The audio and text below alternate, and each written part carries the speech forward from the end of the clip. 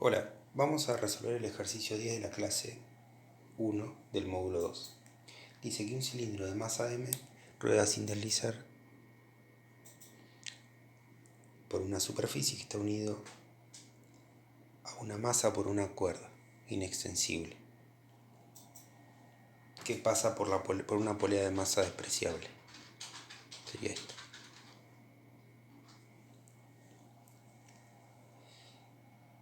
En la figura tenemos un disco que va a ir rodando, que está atado de su centro por una soga que va rodando por la superficie, y tenemos un bloque que está atado que va a desplazarse hacia abajo, una distancia h.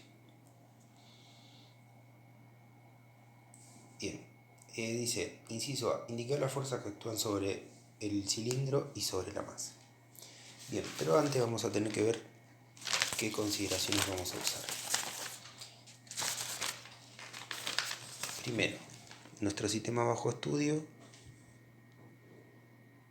no me da números acá, Tengo las masas M mayúscula y M minúscula y el radio R. El sistema bajo estudio va a ser el disco más la pesa esa. Voy a tomar un modelo de cuerpo rígido para el disco y un modelo de partícula para la pesa. Cuerpo rígido, ¿por qué? Porque estoy viendo que es considerablemente el radio en relación al movimiento, es grande y tiene una masa. Entonces voy a considerar un cuerpo rígido. Esos van a ser los modelos que voy a usar. Sistema de referencia inercial que voy a utilizar va a ser la Tierra. Y ya podemos plantear los ejes coordenados.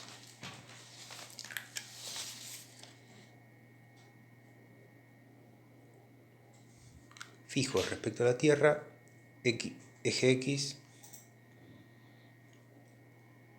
y eje Y. Se me va un poco de foco. Y el eje en la partícula también voy a plantear, por ejemplo, de esta manera: eje X y eje Y. A su vez voy a tener que plantear una convención para la parte rotatoria, que podemos ponerla de esta manera: positiva en el sentido de las agujas del reloj, de esta manera. Bien, que va a ser el sentido que tiende a girar la rueda.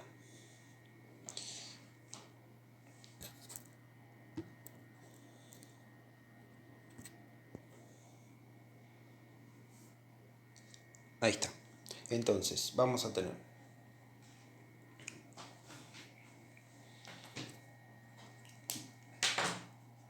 ¿qué más? Vamos a tener que tener en cuenta que tenemos una soga. Entonces el modelo que vamos a usar de la soga no nos dice nada, pero nosotros tenemos que decir que suponemos que es una soga ideal. ¿Qué implica eso? Que no tiene masa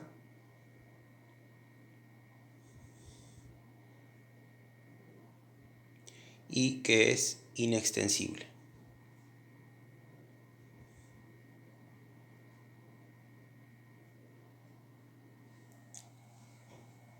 Entonces, ¿qué nos va a decir esas dos cosas? Que la polea que vamos a tener acá, vamos a tener una tensión que está tirando que podemos llamar T1, que está tirando del disco, una reacción, no reacción, sino otra tensión que la soga tira de la otra polea chiquita. A su vez, como está pesando, el peso hace una fuerza sobre el cuerpo hace una fuerza sobre la soga, y tenemos una tensión 3. Y podemos decir que tenemos también una tensión 4 sobre la masa. que sea inextensible me va a decir que el módulo de la tensión 1 va a ser igual al módulo de la tensión 2. Y a su vez que el módulo de la tensión 3 va a ser igual al módulo de la tensión 4. Perdón, esto es porque no tiene masa. Como no tiene masa la soga, las tensiones son iguales. Eso lo pueden revisar en temas anteriores. Las tensiones en los dos extremos de la soga son iguales. Si tuviera masa, eso no ocurriría. Ahora bien, vamos a dibujar. Para seguir estudiando un poco, analizando las tensiones, vamos a dibujar qué pasa en la polea. En la polea chiquita, la única que hay. Vamos a tener la tensión 2 de un lado y la tensión 3 del otro. Ahora bien, si dice que la polea chiquita no tiene masa, entonces la polea no va a tener momento de inercia. Con lo cual, si yo hago la suma de torques en esta polea, respecto al centro de masa de la polea, voy a tener T sub 2 por R menos T sub 3 por R. Y si esto es igual al momento de inercia por la aceleración angular, si el momento de inercia es nulo, quiere decir que el módulo, mejor dicho, T sub 2 es igual a T sub 3. Entonces fíjense ustedes, esto era la condición de que la polea no tiene masa. Si la polea no tiene masa, la T2 es igual a T3, es decir, esta es igual a esta. Pero a su vez dijimos que la soga es inextensible y sin masa, perdón, la soga no tiene masa, entonces T1 es igual a T2. Después T2 es igual a T3 y T3 es igual a T4. Entonces todas estas son iguales a tensión. Es importante considerar esto. Después, ¿qué más? ¿Qué otra consideración tenemos?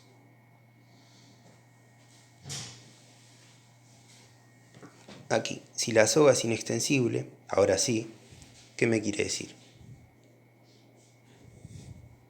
Si la soga es inextensible, esto era porque no tenía masa.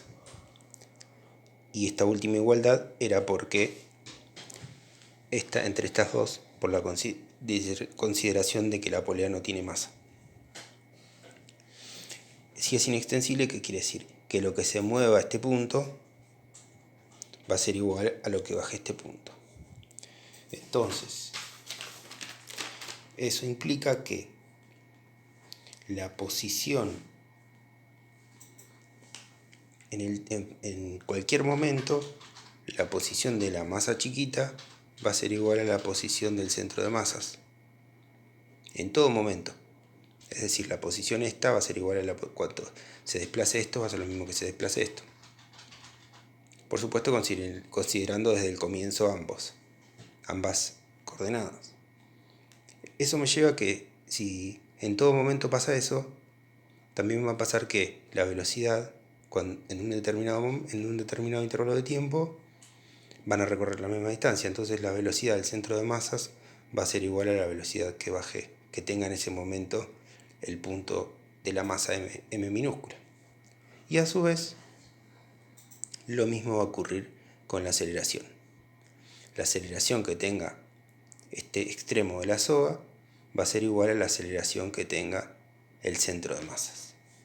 Entonces lo puedo llamar a todo igual a A. Como llame todas las tensiones iguales a T, la aceleración del centro de masas lo puedo llamar A, y a la aceleración del punto M lo puedo llamar también A.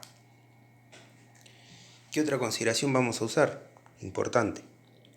Rodadura sin deslizamiento. ¿Qué quiere decir eso? Que el cuerpo está girando instantáneamente, este disco está rodando y está girando instantáneamente respecto al punto de contacto. ¿Sí? Entonces, eso, como vieron en teoría, se escribe como la velocidad del centro de masas va a coincidir con la velocidad angular por el radio. ¿Qué quiere decir esto? Que cuando dé dos vueltas, por ejemplo, esta es la relación que hay, que deriva de que cuando da 2 vueltas, por ejemplo, tiene que avanzar una relación con su perímetro. Bien, y de acá derivando esta ecuación, la aceleración angular del cuerpo por r es igual a la aceleración del centro de masas por r. Esta ecuación la tenemos presente porque la vamos a utilizar. Ahora vamos a la resolución. Planteo, me dice el inciso A, esas eran las consideraciones, hicimos un análisis. Y también puedo decir que el cilindro es macizo y homogéneo, entonces el cilindro este es macizo y homogéneo, entonces el momento de inercia respecto al centro de masas es 1/2 de la masa del cilindro por el radio del cilindro al cuadrado. Ahora vamos a plantear el diagrama de cuerpo libre que nos pide. Dibujamos el eje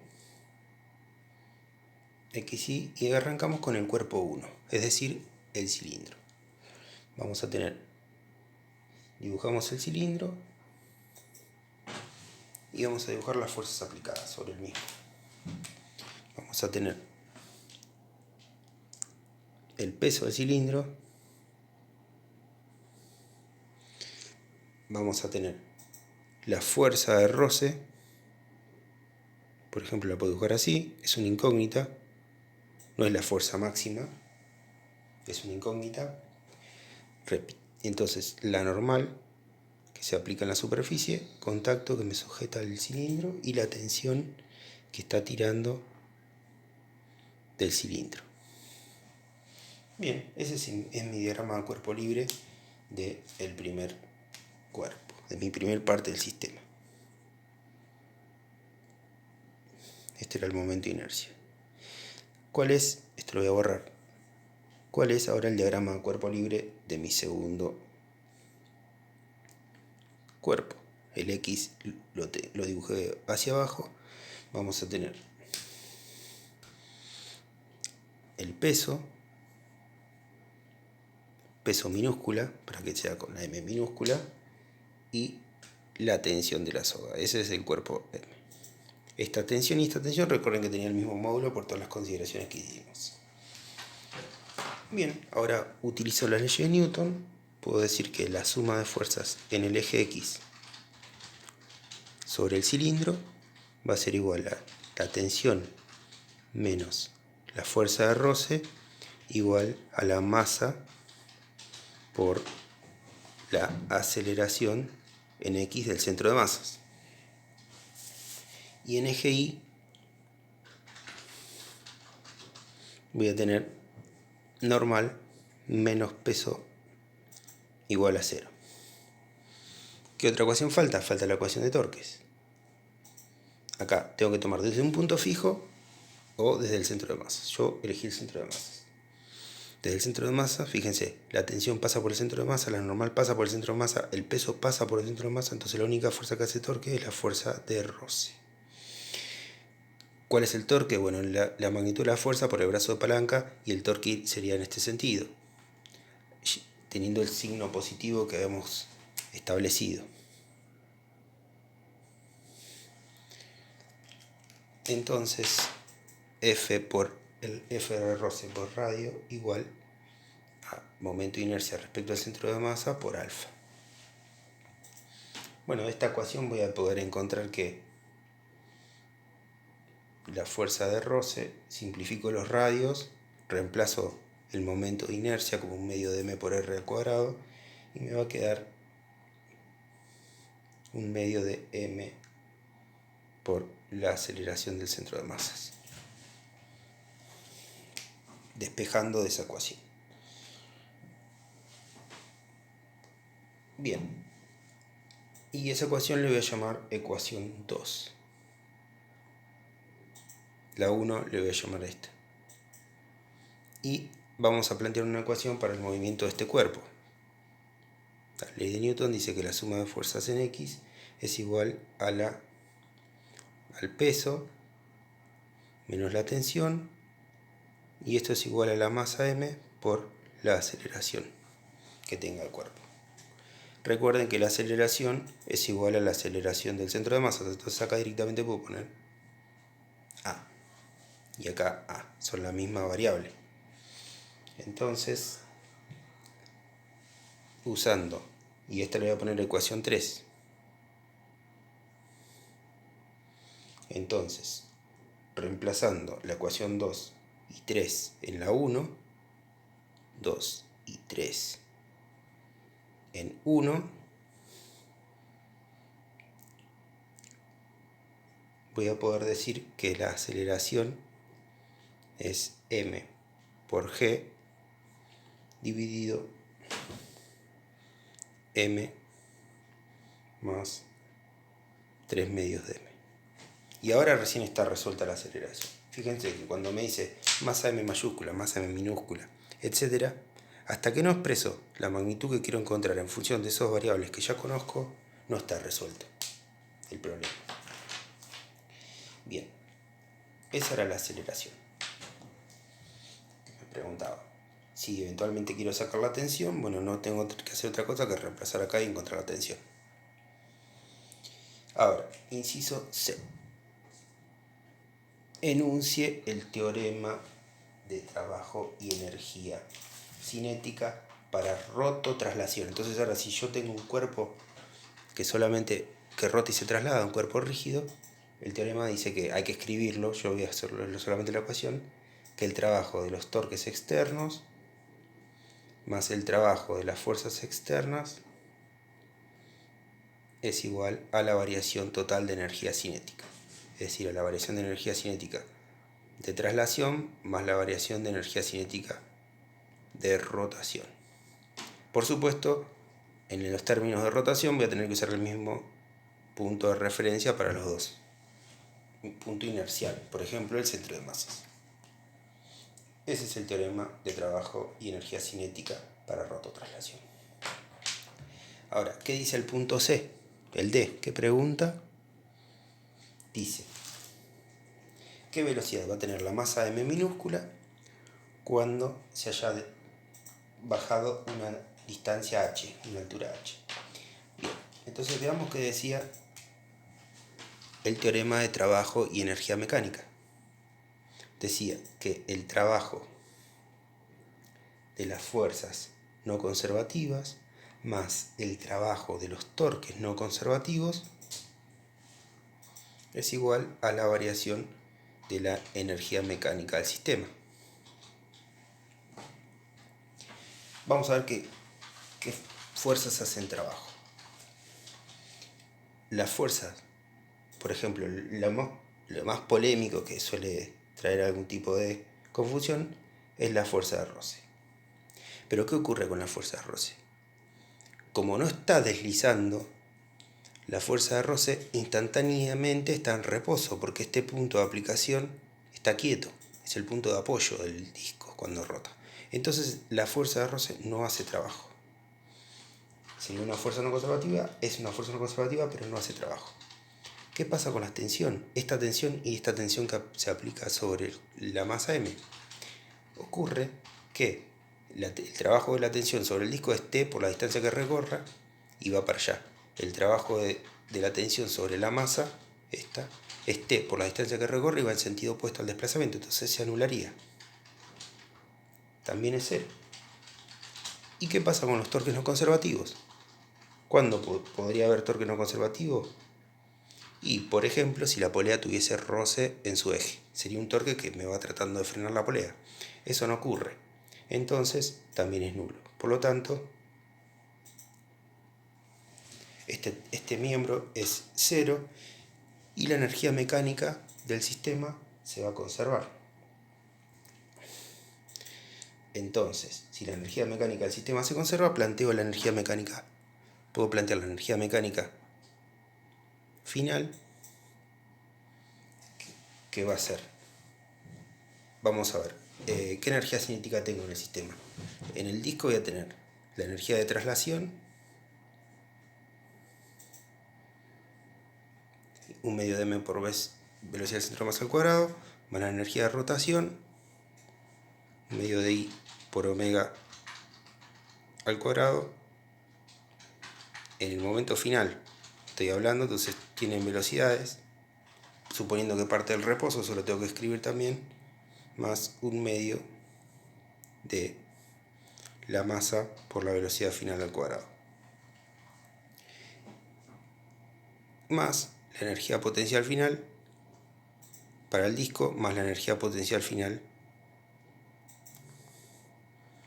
para la masa m.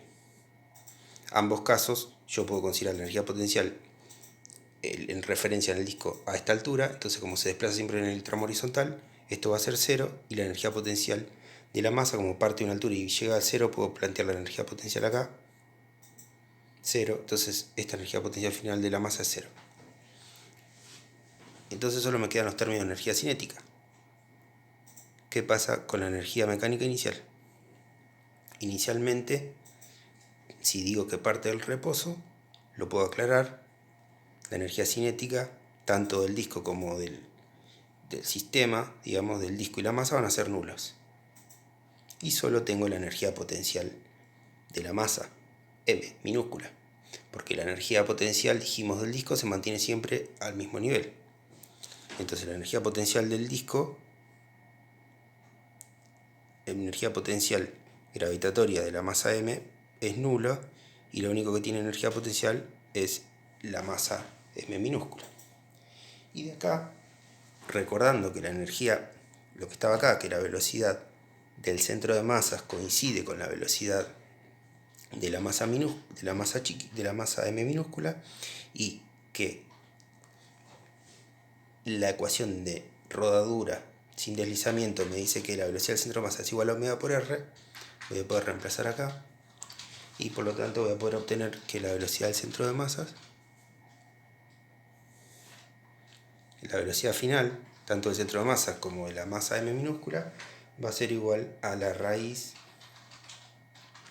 de mg por h dividido 1/4 de m mayúscula más 1/2 de m mayúscula más 1/2 de m minúscula. Bien, de vuelta, está resuelto el problema cuando yo pude encontrar la velocidad final en función de las masas. Bueno, hasta luego.